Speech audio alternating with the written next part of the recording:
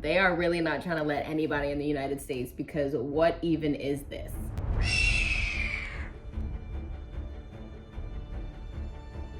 I've been an American citizen for my whole life. And I am about to take the American U.S. citizenship test. I do not think that this test is going to be easy. But you know what I'm gonna do? I'm gonna try my best. First question, who elects members of the House of Representatives? All the people of their state, citizens from their district, or the Electoral College. Question 1, coming in hot. Why are you guys doing this to me? The Electoral College. Okay, it's not the Electoral College. People in the state have to vote for the people in the representative. We're gonna say all the people of their state. Final answer. Representatives, they represent your whole state, so we're going with all of the people from that state.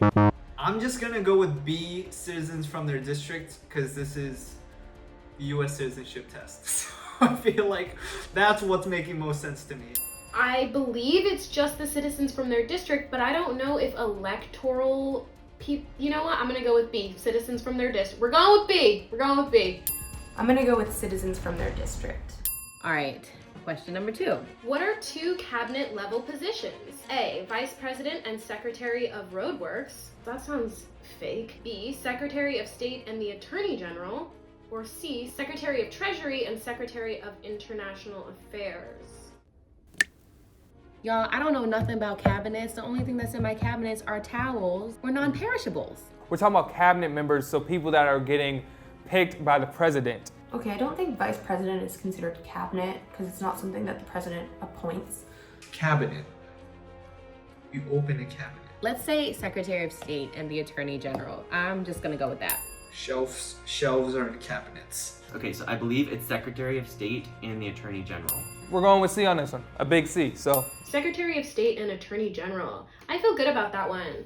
The Federalist Papers supported the passage of the U.S. Constitution. Name one of the writers. Is it A, Thomas Jefferson, B, Alexander Hamilton, or C, George Washington? Name one of the writers. Yo, I just want to be confident about one of these answers. That's it. That's all I want.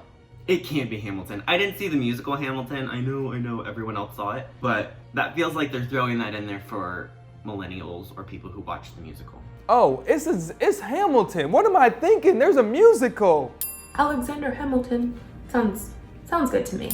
Wasn't Hamilton the one that wrote all the time? Like he was like in cursive? Jefferson was known for writing a bunch of stuff, so I'm gonna go with Thomas Jefferson, A, final answer. I'm gonna go with George Washington. I don't know. I feel like it's Alexander Hamilton, because he wrote that musical. Oh, they're gonna come for me in the comments. Who is the Chief Justice for the United States? We have Clarence Thomas, Sonia Sotomayor, or John Roberts. I feel like I should know this because it's now, but... Clarence Thomas is the only name that rings a bell, so I'm just gonna go with Clarence Thomas. A, Clarence Thomas, just because Chief of Justice starts with a C. Alright, we're going with B, Sonia, because we love a queen. I'm going with Clarence Thomas. I'm gonna go with Clarence. I am pretty sure it's John Roberts because I'm pretty sure I've heard his name when speaking for the majority in a ruling or something. Last question. Okay, what is the rule of law? Is it A, everyone must follow the law, B, leaders do not have to follow the law, or C, the government is above the law? Look, I may be dumb, but I'm not this dumb. It's A, everyone must follow the law. Right?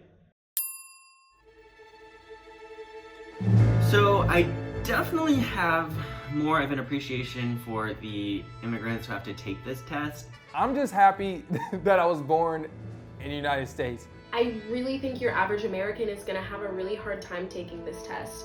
And it just goes to show that a lot of us Americans really do take our citizenship for granted. I understand that it's important because we want the people that come into the United States to understand the history of our land and whatnot, but damn. It's definitely some niche political stuff going on in that test. I don't care what y'all say in the comments, I'm not that dumb. This is hard. I was not prepared. If you give me a week to study this material, I would have passed.